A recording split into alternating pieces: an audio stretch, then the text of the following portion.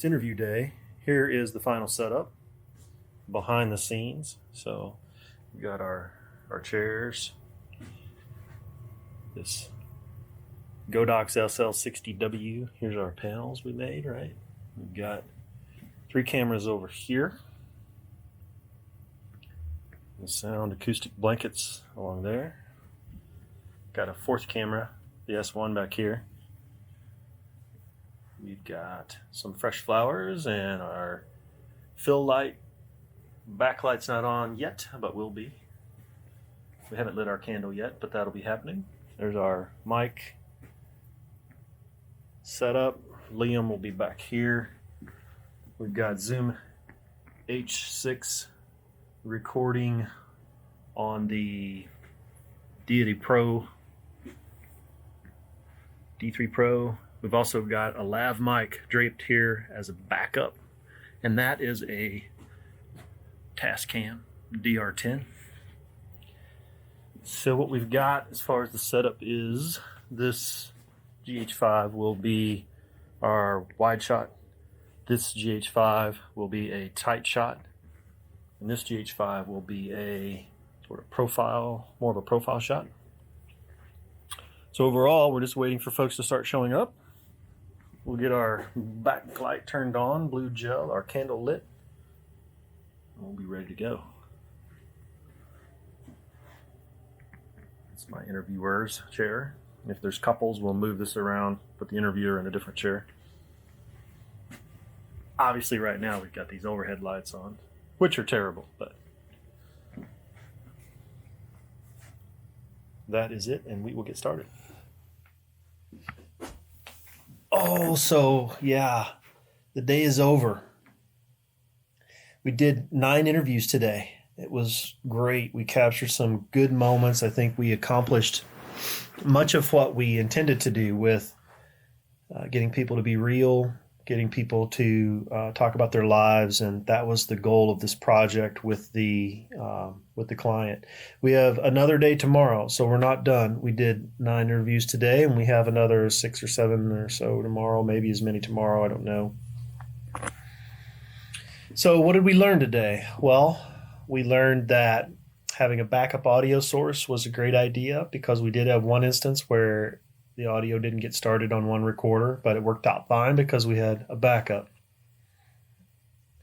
We learned that in our efforts to keep the room quiet, we turned off and on the AC, and I think that was a great idea.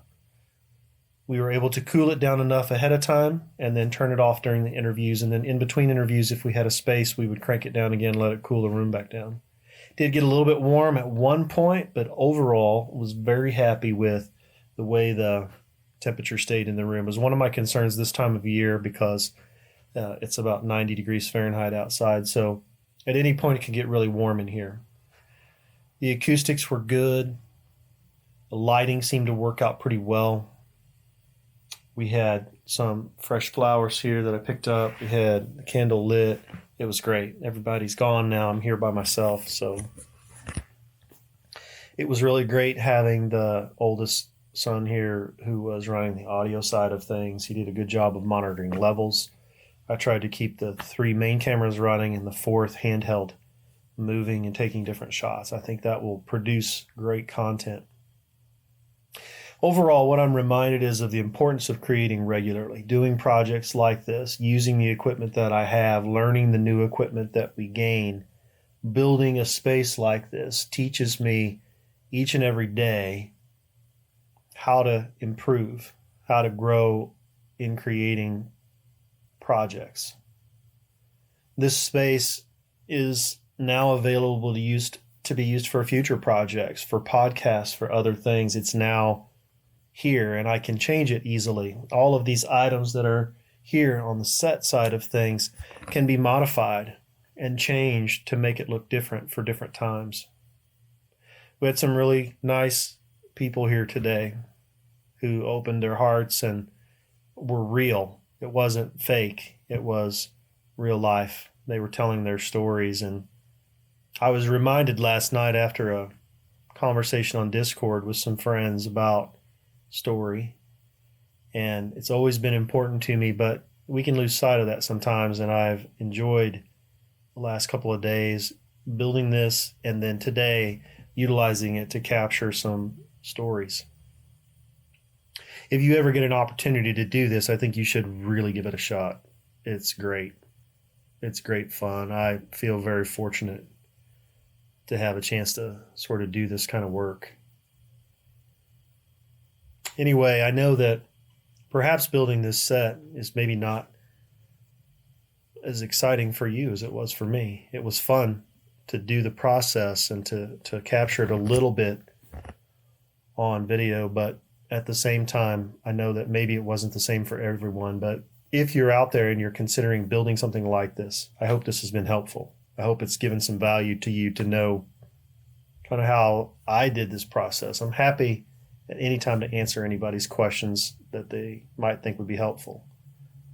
So anyway, thank you for following along with this. It's not over. Tomorrow is another day, and video every day in August continues on. I've certainly enjoyed doing this. The regular creation certainly flexes that creative muscle, right? It keeps you a little bit of accountable for creating regularly.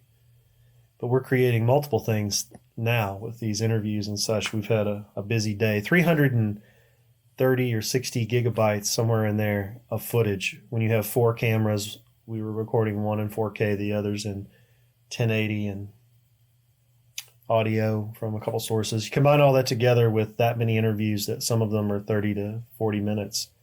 Not all of them, but some of them. That adds up to a lot of footage.